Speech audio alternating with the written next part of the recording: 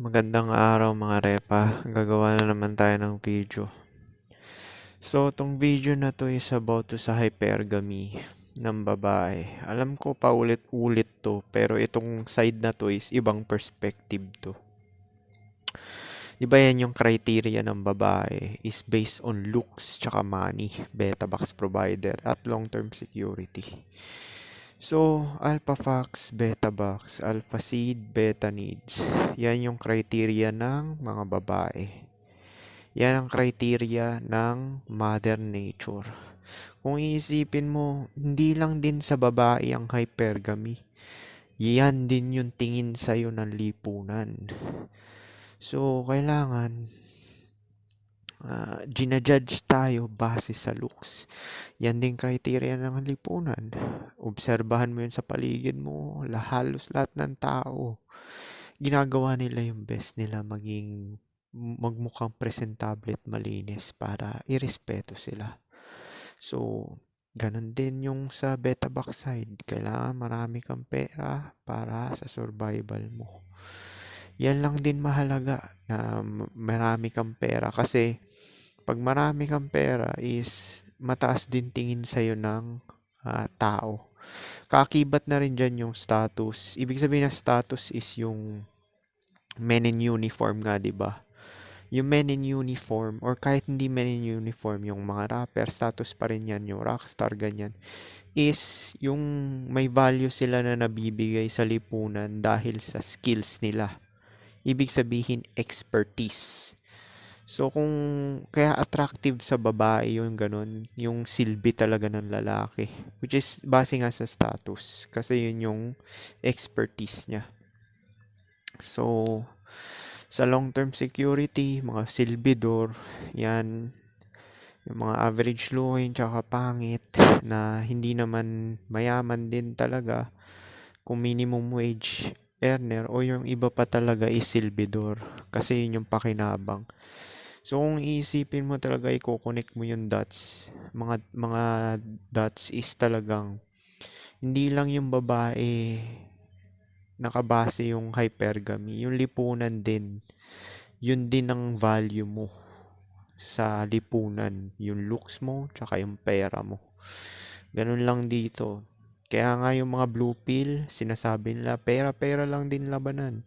Tama rin sila doon. Yung black pill, looks, looks, looks, looks, tama rin sila doon. Kasi yung dalawang lang yun, talagang value dito sa realidad na to para makasurvive ka talaga. Pumera, tsaka yung looks genetic para mapasa mo sa next offspring. Kasi ang looks kasi is determinant yan ng health. Remember, determinant yan ng health. Biruin mo, ito ikukumpara ko na lang to sa sarili ko. At my age, meron akong mga katabaho, 22 pa lang, 23, nakasalamin na. Malabo mata. Genetic kasi yun genetic. So, determinant talaga ng health yan. Kaya mahalaga yan sa opposite gender. Lalo na sa mga babae dahil sila picker. Pinipili nila talaga yung may healthy na genes, which is makikita sa physical appearance saka outer appearance talaga. Gaya ng bone density, yung mga chad, di ba? Yung mga matataas testosterone. Ibig sabihin matataas testosterone, yung mga matatangkad, maganda yung frame, pati yung bone structure ng mukha, tsaka full set ng hair. Dami nga nagsasabi sa akin, papanot daw ako. Hindi naman ako panot. Tayo may mga kaedad pa nga ako, mas malala pa sa buhok ko Kaya yung mga nagsasabi sa akin na papanot ako, hindi na ako apektado niyan kasi kung napapanot ako, sana wala nagkakagusto sa akin tsaka wala nagpapatira sa akin na 22. Kasi syempre, iisipin nila yung genetic mo pangit. Yun din yun, narinig ko kay Rolo Tomasi yun Kaya subconsciously yung mga lalaki, may fear of rejection kasi ibig sabihin, subconscious to kaya ka na-reject kasi ayaw ng babae yung genetic mo. Ibig sabihin, ayaw niya advance yung genetic line mo, kaya ka na-reject. Subconscious yun kasi nga, di ba naniniwala nga tayo sa genetic determinism, di ba, sa black pill. Kasi Mother Nature talaga namimili eh. Kasi tong nature talaga is self-creating to. So, kalkulado yan, base yan sa animalistic, carnal, worldly desire. Tsaka yung mga biological instinct ng tao. So, actually, ang namimili talaga is hindi talaga yung babae. Mother Nature namimili. Salang-sala yan. Salang-sala talaga yan. Kasi genetic determinism nga, di ba? Kahit pa sabihin mong beta box yan, yung at least man symmetrical. Di ba si Wamos? Pangit naman talaga si Wamos talaga. Sub 5 yun eh. Pero kung titingnan mo naman yung niya, symmetrical naman din yung mukha niya. Ako hindi na, talo pa nga ako ni Wamos. Ako nga, yung mukha ko is asymmetric pa nga eh. Pero kung paglalabanan namin ng passive, mas panalo ko dahil may age pill na nga rin ako eh. So, yun yung sinasabi natin na yung hypergamy ng babae is overall yan. Kasi 'di ba nadibang ko na nga yan eh. Magugulat yung mga red pill na wala talagang male dito. Male na traits. Bago ka makasurvive sa lipunan is kailangan may female traits ka. Yung sociable, hindi naman yung loud, yung parang binabae. Sociable lang, sociable. Yung talagang ilalagay mo yung sarili mo sa out there. Di ba yung sinasabi nila, ilalagay mo yung sarili mo sa labas ng bahay nyo, ganon. I-expose mo sarili mo, yun, i-expose mo. Para makita ka ng tao, mapansin ka. Pero, nonsense yan kung yung genetic mo is talaga, hindi ka aya-aya sa karamihang majority ng mga tao sa mata nila perception. Invisible yan. Which is nga yung mga 80%, 'di ba? Swiping statistics ng dating apps, 'di ba? 80% deem undesirable, unattractive. So invisible yan, hindi yan nakikita ng babae. Na hindi rin alam ng babae yan kasi nga nagbubuhay chad sila eh. Marami kasing option yung mga babae. So, yan, subconscious din yan. Alam din ng mga lalaki yan eh. Kahit nga yung mga may itsura din, natatakot din yan ma-reject. Kasi nga, yun nga yung subconscious na sinasabi. Once na ma-reject ka kasi ng opposite gender, ng ibig sabihin, ayaw niya yung genetic mo. Yun lang naman yun, hindi naman sa pera yun eh. Secondary na lang yung money status na yun eh. Ang una talaga, ang pang-hook talaga sa opposite gender is yung sexual attraction to sexual sinasabi ko hindi yung gold digging. Kung gold digging lang putya, hindi mahalaga yung niyan, mukha. Yung priority to ng babae. Pero mostly naman din talaga ng babae is dahil nga average looking lang sa lipunan is priority talaga mga looks. At least pasado sa looks threshold nila. Tapos yung ginagamit nila na pang long term is medyo below sa kanila kasi nga sila na yung may upper advantage. Napansin mo both gender to, lalaki at babae na nasa type apex na ng aesthetic. Ibig sabihin nun is yung nasa top na siya ng looks is hindi na niya ganong priority sa partner na long term yung yung may itsura. Kasi ang gusto niya is yung long-term survival, which is yung cooperativeness, respect, tsaka yun nga, cooperative, yung magkiklik kayo, di ba? Para makasurvive kayong dalawa for long term. Kasama na rin yung companionship dun. Sama mo na rin yung Silvidor dun as black pill. Kasi yun naman talaga ng ang treatment kasi base sa looks, di ba? Subconscious kasi yan, di mo naman maiiwasan din talaga yan eh. Kasi yun yung lizard brain natin na nagre-react lang tayo dahil sa mga nakikita natin, which is based on material matter. So, determinant ng health yan, yung looks, tapos yung pera naman, sa side ng hypergamy, yung beta box is long-term security para mabigyan ng quality na edukasyon, pagkain, nutrition, tsaka security na yung offspring nila na hindi mamamatay talaga na mabilis dahil may pampagamot kung magkasakit, 'di ba? So, yun. So, yung hypergamy na yan is hindi lang babae yan. Ganyan din tingin sa'yo ng lipunan, lalo na pag lalaki ka. Yan lang value mo talaga. Pag lalaki ka, yan talaga tingin sa'yo ng lipunan. Looks tsaka money. Yan dalawang lang yan. Yan lang mahalaga sa'yo. Sa lalaki. Eh, yan yung, dyan ano yung mga opportunities mo kung may upper hand ka na sa looks. Tapos kung average looking ka naman, tas marami kang pera, is marami kang magagawa na mga bagay-bagay na gusto mong gawin. Tsaka attractive ka sa opposite gender sa babae for long-term security. Yun nga yung beta box.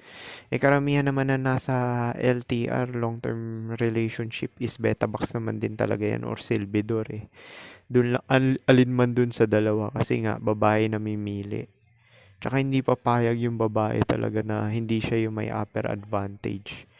'Di ba na-debunk ko na rin yan, yung cooperative ng babae or submissiveness niya is siya pa rin talaga yung may advantage dyan. Form yan ng manipulation. Kagaya ng cooperativeness nung kay Bugoy na Koy yung tatlo, 'di ba? Kasi ang habol ng babae is lifestyle dahil wala, salat naman sila eh. Salat eh. Wala naman silang Kagaya nga na sinampol ko, ano gusto mo? Magpiga ng kalamansi o magtinda sa initan, magiging maitim ka pa. Tapos mauusukan pa yung mukha mo. Siyempre, doon ka na sa aircon. May iPhone ka pa, may latest na damit ka pa, malinis ka pa, may jacuzzi. 'Di ba? Kaya yun yung sinasabi ko sa inyo na pag ang babae na mili is yan, kalkulado. Kasi yung babae is mother nature yan. So, black pill din yung mga babae. Nag-i-invest yan sa sarili nila, sa looks, papasexy, papaganda. Kasi yun talaga yung value nila. Tsaka para makatali ng may pera. Yun yung game ng mga babae. Pag magaganda yung babae, is target talaga nila yung mga milyonaryo. Yung mulat sa game. Kasi, inisip nila, titirahin lang din sila. Doon na sila magpatira sa milyonaryo. At least may kapalit na malaking pera. Tsaka magandang kabuhayan. Or kinabukasan, di ba? So, yan, pagko-connect ng dots. Yung hypergamy pala ng babae, hindi lang din criteria ng babae, yan pati lipunan. Mapapansin mo mo yan, di ba? Kahit sa mall pa nga lang, maglalakad. Minsan nga alam mo sa mga healthcare, sa mga hospital, or public na agency na dudulugan mo pag kailangan mo ng problema, pag kailangan mo ng tulong, is may discrimination tayo na tinatawag dahil hindi ka aya-aya itsura mo. Hindi ka presentable at malinis. Pangalawa is yung age discrimination tsaka yung gender. So, syempre, pag sa mga pila, uunahin nila yung matatanda, di ba? Pero kung sa trabaho, ire-reject nila yung matatanda. Pero sa pangangailangan, uunahin nila yung matatanda. Yan yung tinatawag nating age discrimination. Tapos yung gender discrimination, kahit saan ka pa magpunta, laging priority babae, tsaka mga bata. Yun lang naman yun eh, di ba? Mga bata, tsaka babae. Lalaki, once na tumungtong ka na ng 18, hindi ka na priority. Kasi hindi ka na bata eh, adult ka na, hindi ka na priority. Ang prioridad ng lipunan talaga is babae. Tsaka mga bata. Tsaka matanda pala. Sama mo na yung matanda. Pero sa workforce, yung discrimination para pumera. Kaya nga, habang tumatanda yung lalaki, lalo na particular to sa lalaki tsaka sama mo na rin yung babae sa age pill na talagang humihina talaga yung kita. Kasi pag tumatanda, kasi nga nadi-discriminate ka sa mga oportunidad mo. Nalilimitahan ka sa kakayahan mo. Which is, ano bang limitasyon ng matatanda dahil sa katawan? Siyempre yung energy niya, tsaka yung mabilis na siya mapagod. Tsaka hindi na siya efficient. Ibig sabihin mabagal na kumilos. Hindi nakakarami ng napoproduce na serbisyo. So, kaya ganun, mayroon tayong age discrimination sa workforce. Kaya nga, maganda talaga is pumera ka habang nasa 20s at 30s ka para pag 40 ka, quit ka na. Pwede ka naman din mag-online, di ba? Uso rin ngayon yung online, kaso volatile yung online eh. Hindi naman talaga yan, yung kagaya nga ng sinabi nung isang subscriber, volatile talaga yung online. Hindi talaga siya yung stable din talaga. Although easy money siya, pero hindi siya yung talagang aasahan mo na stable. Kailangan mag-iisip ka ng stable talaga yung mayat maya talaga yung tuloy-tuloy yung pasok ng pera. Actually, yung kapatid ko, ubod ng talino yun. Meron siyang ganun na online business eh. Na ganun, na hindi talaga mababakante kahit in the near future. Tuloy-tuloy yung pasok ng pera. Kaya wala naman ako naisip na ganun eh. Ang naisip ko lang talaga is Airbnb lang, paupahan lang talaga. Tsaka mag-ipon ng milyones para yung interest lang ng bangko yung gagastusin mo. Tapos sa sideline ako ng pagiging teacher para physically active pa rin ako. Nga pala, kaya naman ako masipag eh dahil may Chinese blood din ako eh. Kaya ganun kaya ganun din yung IQ ko eh, mataas din kahit papaano. Tsaka nako-connect ko yung dots, tsaka masipag din ako dahil nga sa Chinese blood na sinasabi, di ba? Which is genetic din. So, yan yung sinasabi ko na Actually, parang nagtrabaho na ako dati, na-try ko na yung sa clinic, nakaupo lang.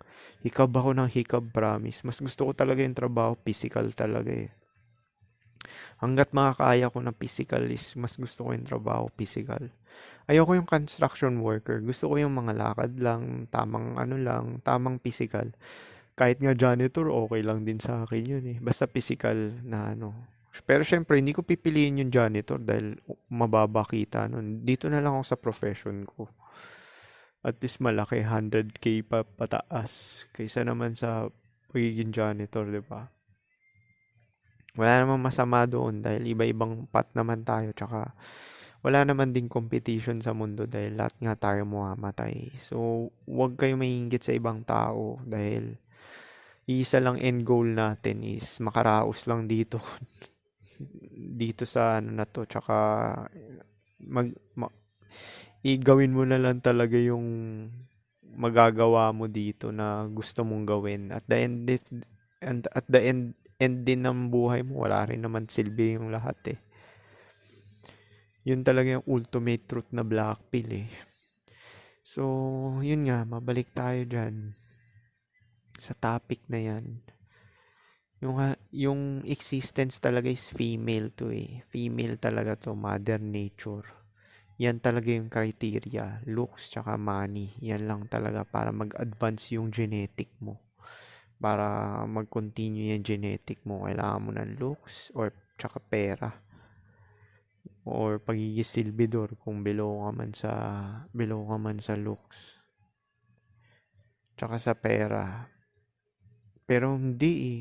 Hindi talaga papatol na at least may pera pa rin yung lalaki pang long term eh. Kahit sabihin mong minimum, ayaw ng babae nung wala talaga. Iniiwan talaga nila yan eh. Hindi obra rin yung silbidor ka lang eh. Hindi obra yan. Wala pa akong nakita yung talaga nakahilata lang yung lalaki. Wala akong nakitang ganun. Kahit pa sa mga kapitbahay ko eh. Wala akong nakitang ganun na Kung meron man, hindi siya long term. As in yung simula 30 ka hanggang 60, 30 years. Hindi obra yun. Hindi papayag babae nun. Sila picker eh. So, paano? Yan lang yung about sa hypergamy na naman. Ang hypergamy pala ng babae na criteria is pati lipunan din pala. Ganun din tingin sa'yo. Kung lalaki ka, mahalaga lang talaga sa lipunan, looks, saka pera. Pera lang. Napansin ko rin sa mga kaibigan niya yun. Pagka yung mga kaibigan mo parasite talaga, iniiwasan yan yung mga talagang buraot. 'Di ba? Sa mga kaibigan, gano'n, yung mga hindi naglalabas din ng pera. Iniiwasan yan, ina-outcast. So, paano yun, Lampis?